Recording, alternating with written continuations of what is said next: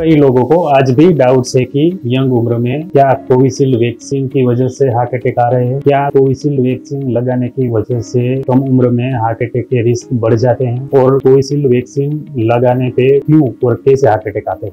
नमस्कार दोस्तों, मैं हूं डॉक्टर विजय मकवाना। आज हम बात करेंगे कोविशील्ड वैक्सीन से होने वाले हार्ट अटैक के रिस्क के बारे में। चलिए शुरू करते हैं।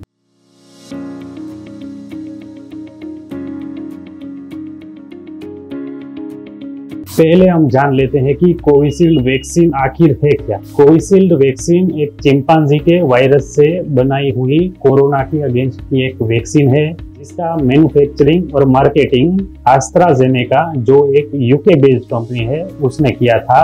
और इंडिया में सीरम इंस्टीट्यूट ऑफ इंडिया ने उसका मार्केटिंग और मैन्युफैक्चरिंग किया था। कोविशील्ड वैक्सीन पर आज भी कई सवाल उठाए जाते हैं कि इसी के कारण यंग हार्ट अटैक आ रहे हैं। ये कंट्रोवर्सी तब स्टार्ट हुई जब ब्रिटिश कोर्ट में एस्ट्राजेनेका कंपनी ने ये कबूल किया कि हाँ, कोविशील्ड वैक्सीन की वजह से हार्ट अटैक के चांस बढ़ सकते हैं। पहले हम जान लेते हैं कि कोविशील्ड वैक्सीन की वजह से हार्ट अटैक कैसे आ सकता है। दोस्तों, कोविशील्ड वैक्सीन एक चिंपांजी के वायरस जो एडिनो वायरस बोलते हैं उसको और कोरोना वायरस दोनों को मिला के बनाई गई है। ये वैक्सीन जब किसी को देते हैं कि बॉडी में एडमिनिस्टर करते हैं, तब ये वैक्सीन के पार्टिकल कुछ लोगों के प्लेटलेट के साथ जुड़ जाते हैं। प्लेटलेट्स दोस्तों, अगर आपको नहीं पता है तो प्लेटलेट्स एक टाइप का ब्लड सेल है जो खून को क्लॉट करने में मदद करता है। जब आपको कोई घाव लगता है, वहां से ब्लड खून निकल रहा है, तो प्लेटलेट वहां पे जाके जमा होके एक प्लग बनाता है। जब वैक्सीन की वजह से ये प्लेटलेट एक्टिव हो जाता है तो ये प्लेटलेट सेल ब्लड के दूसरे सेल को भी एक्टिवेट करते हैं और ये क्लॉटिंग की प्रोसेस को बढ़ा देते हैं। प्लेटलेट की मदद से बने हुए ये ब्लड क्लॉट्स शरीर के किसी भी खून की नसों में जमा हो सकते हैं। अगर ये ब्लड क्लॉट्स हमारी हार्ट की नसों में जमा होते हैं, हार्ट की नसों में क्लॉट बनाते हैं, तो हमको हार्ट अटैक आ सकता है। और अगर ये प्लेटलेट्स के ब्लड क्लॉट्स हमारी ब्रेन की नसों में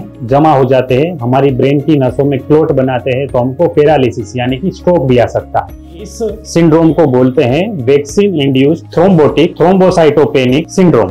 आपको सवाल होगा कि क्या वैक्सीन लेने के बाद सबको ये सिंड्रोम हो सकता है? तो नहीं। सीरम इंस्टीट्यूट ऑफ इंडिया और कई और रिसर्च के अनुसार 7 करोड़ लोगों में से केवल किसी एक को ही ये सिंड्रोम हो सकता है और ये सिंड्रोम वैक्सीन लेने के 1 वीक से लेके 3 महीने तक ही हो सकता है। मैक्सिमम 6 महीने तक हो सकता है। 6 महीने के बाद इस सिंड्रोम का कोई रिस्क नहीं रहता है। तो अगर आपने 2 साल पहले कोविशील्ड वैक्सीन ली है और आज आपको टेंशन हो रही है कि मुझे कहीं कोरोना वैक्सीन कोविशील्ड वैक्सीन की वजह से हार्ट अटैक ना आ जाए, तो आपको टेंशन लेने की बिल्कुल जरूरत नहीं है। मैंने ऑलरेडी हार्ट अटैक यंग लोगों में क्यों आता है उसके ऊपर एक वीडियो बनाया हुआ है, वो उससे कई ज्यादा इंपॉर्टेंट है, तो पहले आप वो वीडियो को देख सकते हैं।